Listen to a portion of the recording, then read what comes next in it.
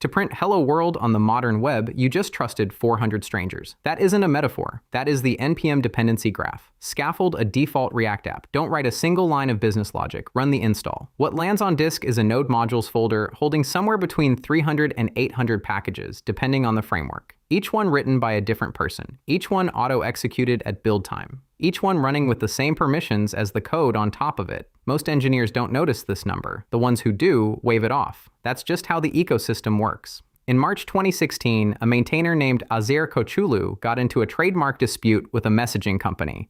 In retaliation, he unpublished 273 of his packages from NPM. One of them was 11 lines long. It was called left pad. It padded strings with a character on the left. 11 lines. When it vanished from the registry, Node, Babel, React Native, and roughly half of the JavaScript build systems on Earth started failing. The internet briefly broke because someone deleted an 11-line function. The industry treated this as a quirky anecdote. It was not. It was a stress test. And the ecosystem failed it. There is a name for what left pad exposed. The industry hasn't agreed on one, so this video will use one, the Microdependency Tax. To understand how the bill got this large, start with the registry. NPM currently hosts over 2 million packages. That is not a measure of creativity. It is a measure of incentive structure. The registry rewards granularity. Each separate package is a separate download counter, a separate GitHub repo, a separate row on a maintainer's profile. Author of 142 NPM packages reads better on a resume than wrote one good library. Splitting a utility into 20 packages multiplies surface area without multiplying effort. The economics select for fragmentation, which is how the ecosystem ends up with is odd, a package whose entire purpose is to check whether a number is odd. Is odd depends on is number. Is number depends on kind of. 3 packages, 3 maintainers, 3 supply chain entry points. To answer a question a 6-year-old could answer on their fingers. Is odd is downloaded roughly 500,000 times a week. Is number over 70 million. Left pad, even after the incident, still pulls millions of weekly installs across legacy projects. These aren't outliers.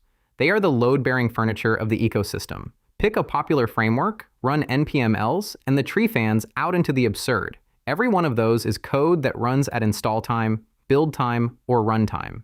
Everyone is a maintainer nobody on the team has ever spoken to. Everyone is a rewrite away from breaking a production deploy. The reframe is simple. Every line of code a team doesn't write is a backdoor it doesn't audit. The convenience is the tax. But the real cost of that convenience is not in disk space. It runs somewhere most engineering teams never look. The graph is unauditable. That is not hyperbole. It is structural. Your own package JSON might list 40 direct dependencies. The JSON does not show you the other 1,760. Those live in the tree, and in the tree is where the risk compounds. An average commercial React or Next.js application pulls between 1,200 and 1,800 transitive dependencies.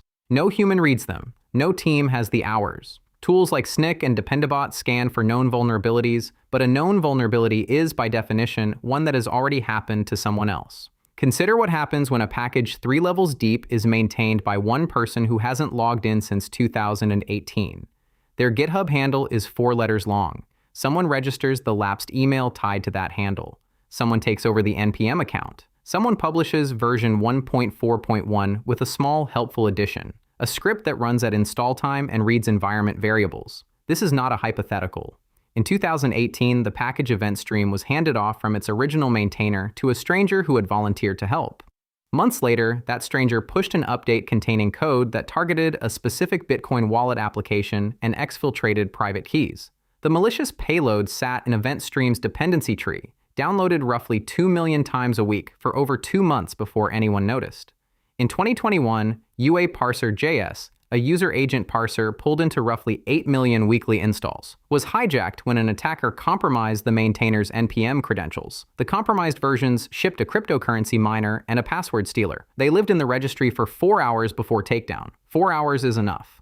In January 2022, the maintainer of Colors and Faker, together pulling over 20 million weekly downloads, pushed a self-sabotaging update as a protest. Infinite loops, garbled output, production builds across the industry broke overnight. Not a hack. A maintainer in a bad mood. These are not bugs in the trust model. They are the trust model. Engineering teams run a constant, invisible background process. Dependabot triage, lock file drift, CVE patch cycles. The low-grade noise of NPM audit flagging a transitive dependency nobody installed on purpose. It does not appear on any P&L. It is the tax nobody invoices. The correction is already underway, quietly, in the corners. It starts with a human reversal. Sindre Sorhus, the maintainer who, more than any single person, built the small modules culture, the author of hundreds of micro packages at the load-bearing center of the registry, has begun publicly arguing for the opposite. Fewer dependencies, bigger, vetted standard libraries, auditable trees. The man who shipped the ecosystem its furniture is now telling people to throw most of it out. The newer runtimes are built around that thesis.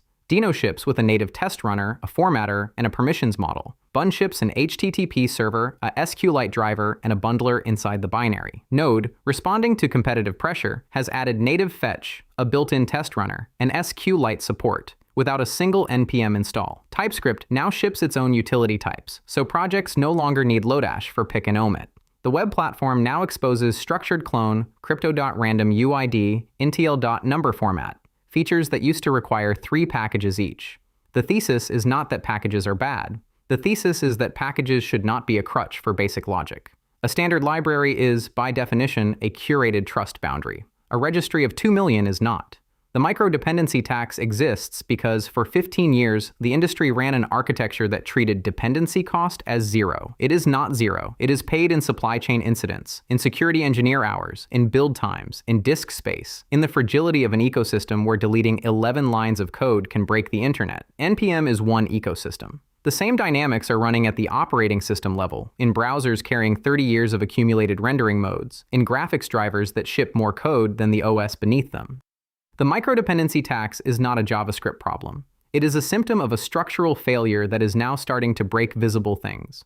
The next video on the channel is about that failure, and why it is finally becoming impossible to ignore.